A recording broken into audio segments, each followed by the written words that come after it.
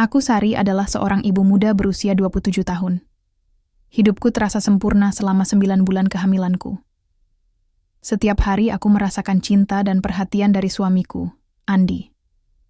Ia selalu ada di sisiku, mendampingiku saat kontrol ke dokter, memijat kakiku yang bengkak, bahkan seringkali bangun tengah malam untuk menyiapkan camilan kecil saat aku lapar. Aku yakin bahwa kelahiran anak kami akan membawa lebih banyak kebahagiaan dalam rumah tangga kami. Akhirnya, setelah 9 bulan, penuh harapan bayi laki-laki kami lahir. Dia begitu cantik, dengan pipi tembam dan mata yang masih sayu. Saat pertama kali menggendongnya, aku merasa seperti memiliki dunia di pelukan. Aku memberinya nama Adit, singkatan dari Ade Indah Terang. Andi awalnya tampak bahagia juga. Ia memandangi wajah Adit dengan senyum lebar, dan beberapa hari pertama setelah kelahiran, ia terlihat sangat antusias menjadi seorang ayah. Namun, perlahan-lahan sikapnya mulai berubah. Seminggu setelah Adit pulang dari rumah sakit, Andi mulai jarang pulang tepat waktu. Ketika ia di rumah, ia tampak murung dan tidak tertarik bermain dengan Adit.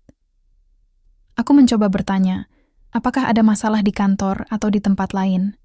Tapi ia hanya menggelengkan kepala dan berkata, "Tidak ada apa-apa." Suatu malam, saat aku sedang menyusui Adit di kamar, Andi tiba-tiba masuk dengan langkah gontai. Wajahnya tampak lelah, tapi matanya dingin. "Sari," katanya pelan, namun nada suaranya terdengar marah. "Kamu sudah tidak pernah memperhatikanku lagi. Kamu hanya sibuk dengan anak ini." Aku terkejut mendengar kata-katanya. "Andi, bagaimana bisa kamu mengatakan itu? Aku sedang fokus menjaga anak kita. Bukankah ini juga penting untukmu?" Balasku, mencoba menjelaskan sambil menatapnya dengan mata penuh air mata. Namun, Andi tidak mau mendengarkan. Ia hanya menggelengkan kepala dan meninggalkan kamar tanpa sepatah kata pun. Hatiku terasa hancur, tapi aku mencoba meyakinkan diriku sendiri bahwa ini mungkin hanya fase sulit yang akan segera berlalu. Namun, seminggu kemudian, hal yang tak pernah kubayangkan terjadi. Andi mengumpulkan semua anggota keluarganya, termasuk orang tuaku yang datang berkunjung, dan mengumumkan sesuatu yang membuatku tercengang. Di depan semua orang, ia berkata dingin, "Aku menceraikan Sari. Dia tidak bisa menjadi istri yang baik karena terlalu sibuk dengan anak ini." Aku tidak bisa berkata apa-apa. Tubuhku langsung membeku, dan air mata mulai mengalir deras di pipiku. Aku merasa seperti kehilangan segalanya dalam sekejap. Tidak hanya suamiku, tapi juga harga diriku sebagai seorang istri dan ibu. Mertuaku, yang selama ini tampak ramah, tiba-tiba berubah sikap. Mereka menganggap aku tidak layak tinggal di rumah mereka lagi. Dengan dingin, ibu mertua berkata, "Sari, kamu harus pergi dari sini. Kami tidak bisa menerima seseorang yang tidak bisa menjaga keluarga dengan baik." Dengan hati yang hancur, aku menggendong Adit kecil dan pergi dari rumah itu. Aku kembali ke rumah orang tuaku, membawa beban berat di pundakku. Aku merasa seperti kehilangan segalanya. Suamiku, rumahku, dan masa depan yang dulu kubayangkan bersama Andi. Hari-hari pertama setelah aku kembali ke rumah orang tuaku terasa begitu berat. Aku merasa seperti kehilangan arah dalam hidup. Setiap kali aku memandangi Adit yang masih kecil dan polos, hatiku dipenuhi oleh rasa bersalah. Apa salahku? Mengapa Andi bisa tega meninggalkanku hanya karena aku fokus menjaga anak kami? Namun, di tengah semua penderitaan ini, aku sadar bahwa aku tidak bisa terus-menerus larut dalam kesedihan. Aku harus bangkit demi masa depan Adit. Orang tuaku sangat mendukungku. Mereka selalu berusaha menguatkan hatiku dengan kata-kata bijak dan pelukan hangat. "Kamu lebih kuat daripada yang kamu kira, Nak," kata ibuku suatu malam saat aku menangis dalam pelukannya. "Adit butuhmu sekarang. Kamu harus kuat untuknya." Aku mencoba mengikuti nasihat mereka. Setiap pagi, aku bangun lebih awal untuk merawat Adit. Memberinya susu, mengganti popoknya, dan memastikan dia tetap sehat dan bahagia. Meski tubuhku lelah, melihat senyum kecil Adit membuatku merasa sedikit lebih baik. Ia adalah satu-satunya alasan aku bertahan. Namun, Masalah baru muncul ketika aku menyadari bahwa aku juga harus memikirkan cara untuk memenuhi kebutuhan ekonomi keluarga kecilku. Aku tidak bisa terus-menerus bergantung pada orang tuaku, meskipun mereka sangat baik dan mau membantu. Setelah berdiskusi panjang dengan ayah dan ibu, aku memutuskan untuk kembali bekerja. Aku mulai melamar pekerjaan di beberapa perusahaan. Awalnya, aku ragu apakah aku bisa mengimbangi pekerjaan kantor dengan tanggung jawab sebagai seorang ibu tunggal. Tapi dukungan dari orang tuaku membuatku percaya diri. Mereka berjanji akan membantu merawat Adit jika aku harus bekerja. Beberapa minggu kemudian, aku diterima bekerja di sebuah perusahaan swasta sebagai staf administrasi. Kantor itu tidak terlalu jauh dari rumah, sehingga aku bisa pulang setiap hari untuk menjaga Adit. Meski gaji yang ditawarkan tidak terlalu besar, aku merasa lega karena akhirnya aku memiliki penghasilan sendiri. Hari pertama kerja adalah salah satu momen yang paling menegangkan dalam hidupku. Aku merasa cemas apakah aku bisa menyesuaikan diri dengan lingkungan kerja baru. Saat aku masuk ke kantor, aku disambut oleh senyum ramah para rekan kerjaku. Salah satu dari mereka adalah Raka, seorang pria muda yang bekerja di Departemen Pemasaran Raka, tampak sangat ramah dan perhatian. Ia sering menawarkan bantuan kepadaku, seperti menunjukkan ruang istirahat atau membantu menjelaskan sistem kerja di kantor. Suatu hari, saat aku sedang merasa kewalahan karena tugas-tugas yang menumpuk, ia datang menghampiriku. "Kamu butuh bantuan?" Tanyanya lembut, matanya penuh kepedulian. Aku tersenyum tipis, lalu mengangguk. "Terima kasih, Raka. Aku masih belum terbiasa dengan ritme kerja di sini." Ia hanya tertawa kecil. "Jangan khawatir, semua orang pasti butuh waktu untuk menyesuaikan diri. Kalau ada apa-apa, kamu bisa bilang padaku." Kebaikan Raka membuatku merasa nyaman. Di tengah tekanan pekerjaan dan kehidupan pribadi yang rumit, aku merasa ada seseorang yang benar-benar peduli padaku. Meski kami belum terlalu dekat, aku mulai merasa lebih tenang saat berada di kantor. Beberapa bulan berlalu sejak aku mulai bekerja di kantor. Aku semakin terbiasa dengan ritme pekerjaan, dan hubunganku dengan rekan-rekan kantor juga semakin dekat. Namun, ada satu orang yang selalu membuatku merasa nyaman, Raka. Ia tidak hanya membantuku menyesuaikan diri di kantor, tapi juga sering menanyakan kabarku di luar jam kerja. Suatu sore, saat kami sedang makan siang bersama di kantin kantor, Raka tiba-tiba bertanya tentang kehidupanku pribadi. "Sari," katanya pelan, "aku tahu kamu pasti punya banyak cerita dalam hidupmu. Tapi kalau kamu butuh teman untuk berbagi, aku ada di sini." Aku terdiam sejenak, merasa tersentuh oleh ketulusannya. Selama ini, aku jarang berbicara tentang masa laluku kepada siapapun di kantor karena takut dihakimi. Namun, melihat ekspresi tulus di wajah Raka, aku akhirnya memutuskan untuk membuka diri sedikit demi sedikit. "Aku pernah menikah," kataku pelan, suaraku bergetar. "Tapi suamiku menceraikanku setelah anakku lahir. Dia merasa aku terlalu fokus pada bayi dan mengabaikannya." Raka mendengarkan dengan penuh perhatian, matanya menunjukkan empati yang tulus. "Itu pasti sangat sulit untukmu," katanya lembut. "Tapi kamu sudah sangat kuat bisa melewati semua itu sendirian." Aku mengangguk, air mata mulai menggenang di mataku. Aku hanya ingin memberikan yang terbaik untuk anakku. Tapi kadang-kadang, aku merasa begitu lelah. Raka meraih tanganku dengan lembut, membuatku terkejut. "Kamu tidak sendirian lagi, Sari. Jika kamu butuh bantuan, aku ada di sini. Aku ingin membantu menjaga kamu dan anakmu." Hatiku langsung terasa hangat mendengar kata-katanya. Ini adalah pertama kalinya seseorang berkata seperti itu padaku sejak Andi meninggalkanku. Raka tidak sekadar berkata manis. Ia benar-benar menunjukkan bahwa ia peduli. Di hari-hari berikutnya, ia mulai sering datang ke rumah orang tuaku untuk membantu mengasuh Adit saat aku harus lembur atau menyelesaikan pekerjaan penting. Hubungan kami semakin dekat. Suatu malam setelah seharian bekerja dan merawat Adit, aku duduk di sofa sambil menatap kosong ke arah dinding. Pikiranku dipenuhi oleh kenangan-kenangan buruk tentang Andi dan rasa takut akan masa depan. Namun, Saat aku merasa hampa, Raka tiba-tiba datang berkunjung membawa makanan ringan. "Kamu kelihatan lelah," katanya, menyerahkan kotak makanan padaku. "Makanlah sedikit. Kamu butuh energi."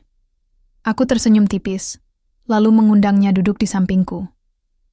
Kami berbincang panjang tentang banyak hal, tentang pekerjaan, tentang kehidupan, dan tentang harapan-harapan kecil kami untuk masa depan. Raka mendengarkan semua ceritaku dengan sabar, tanpa pernah menghakimi atau menyela. Perlahan-lahan, aku mulai membuka hatiku padanya. Meski awalnya aku ragu karena trauma masa lalu, aku merasa bahwa Raka berbeda dari Andi. Ia tidak pernah memandang rendah statusku sebagai seorang janda dengan anak kecil. Justru, ia selalu mendukungku, dan bahkan sering bermain dengan Adit, membuat anak kecil itu tertawa riang. Suatu hari, saat kami sedang berjalan-jalan di taman bersama Adit, Raka tiba-tiba berkata, "Sari, aku ingin kau tahu bahwa aku serius denganmu. Aku ingin membantu merawatmu dan Adit. Kalian berdua sudah menjadi bagian penting dalam hidupku." Aku terdiam, tak bisa berkata apa-apa. Hatiku dipenuhi oleh campuran antara kebahagiaan dan rasa tak percaya. Setelah sekian lama merasa tidak layak dicintai, aku akhirnya menemukan seseorang yang benar-benar tulus mencintaiku dan anakku. Beberapa bulan telah berlalu sejak aku mulai menjalin hubungan dengan Raka. Kehidupanku kini terasa lebih ringan dan penuh harapan. Aku tidak lagi merasa seperti beban bagi orang lain, karena Raka selalu ada di sisiku, mendukungku, membantuku, merawat Adit, dan memberikan cinta yang tulus. Setiap hari, bersamanya adalah pengingat bahwa hidup ini masih menyimpan kebahagiaan, meski pernah dipenuhi luka. Namun, suatu sore yang tenang, saat aku sedang bermain dengan Adit di halaman rumah, orang tuaku tiba-tiba ada seseorang yang mendekatiku. Aku terkejut ketika menyadari bahwa pria itu adalah Andi, mantan suamiku. Hatiku langsung berdebar tak karuan. Aku tidak pernah mengira akan bertemu dengannya lagi, apalagi dalam situasi seperti ini. "Sari," katanya pelan, wajahnya tampak murung dan lelah. "Aku ingin bicara denganmu." Aku menatapnya dengan dingin, mencoba menahan emosi yang mulai memuncak. "Ada apa, Andi? Untuk apa kamu datang ke sini?" Ia terdiam sejenak, lalu berkata dengan nada memelas, Aku menyesal telah menceraikanmu. Aku sadar bahwa aku salah.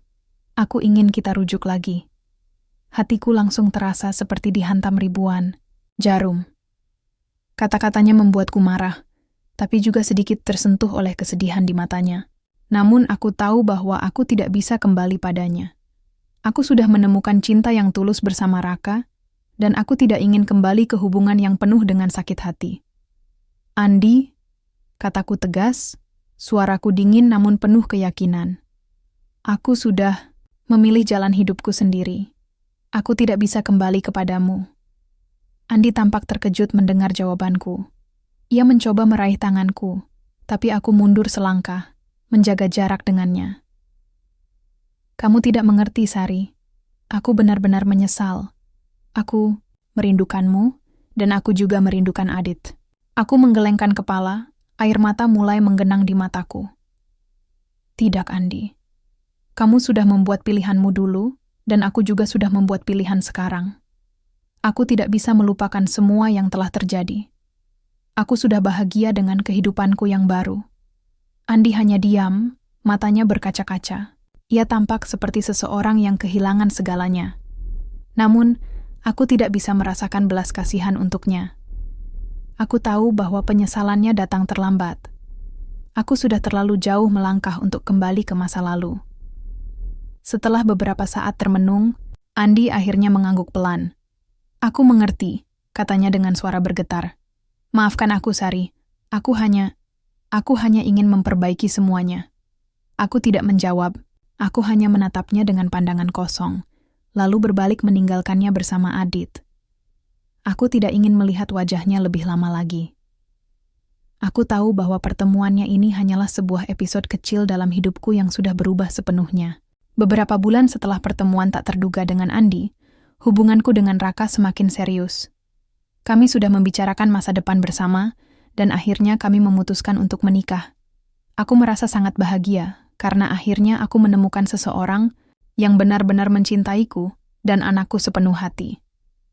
Raka tidak pernah memandang rendah statusku sebagai seorang janda. Justru, ia selalu memperlakukanku dengan hormat dan kasih sayang. Persiapan pernikahan berjalan lancar. Orang tuaku sangat mendukung keputusanku untuk menikah lagi. Dan mereka juga senang melihat Adit begitu dekat dengan Raka. Setiap kali aku melihat mereka bermain bersama, hatiku dipenuhi oleh rasa syukur. Aku tahu bahwa aku telah menemukan keluarga baru yang penuh cinta dan kehangatan. Namun, ada satu hal yang membuatku merenung, Andi. Meskipun aku sudah menolak permintaannya untuk rujuk, aku merasa bahwa ia pantas mengetahui tentang pernikahanku. Bukan karena aku masih memiliki perasaan padanya, tapi karena aku ingin menunjukkan bahwa aku sudah move on dan menemukan kebahagiaan baru.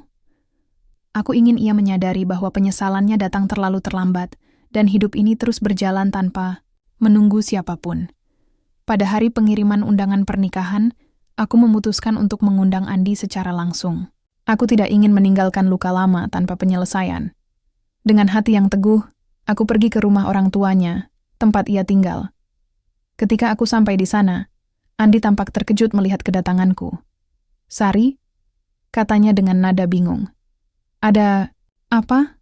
Aku tersenyum tipis, lalu mengeluarkan sebuah amplop putih dari tas kecilku. "Ini undangan pernikahanku," kataku pelan, namun tegas. "Aku hanya ingin memberitahumu bahwa aku sudah bahagia sekarang." Andi menerima amplop itu dengan tangan gemetar. Matanya melebar saat ia membaca isi undangan tersebut. Kamu akan menikah?" tanyanya dengan suara bergetar. Aku mengangguk, tatapanku tetap tenang. "Ya, Andi. Aku sudah memilih jalan hidupku sendiri. Kamu tidak perlu merasa bersalah atau menyesal lagi. Aku sudah menemukan kebahagiaan baru bersama Raka." Andi terdiam, wajahnya dipenuhi oleh campuran antara kemarahan, kecewa, dan kesedihan. Ia tampak seperti seseorang yang kehilangan segalanya untuk kedua kalinya. Namun, aku tidak lagi merasakan belas kasihan untuknya. Aku hanya ingin ia menyadari bahwa kehidupan harus terus berjalan, dan aku tidak bisa kembali ke masa lalu hanya karena ia menyesal. "Aku harap kamu bahagia, Sari," katanya akhirnya, suaranya terdengar parau. "Aku benar-benar minta maaf atas semua yang telah kulakukan." Aku tersenyum tipis, lalu berbalik meninggalkannya. "Terima kasih, Andi. Semoga kamu juga bisa menemukan kebahagiaan."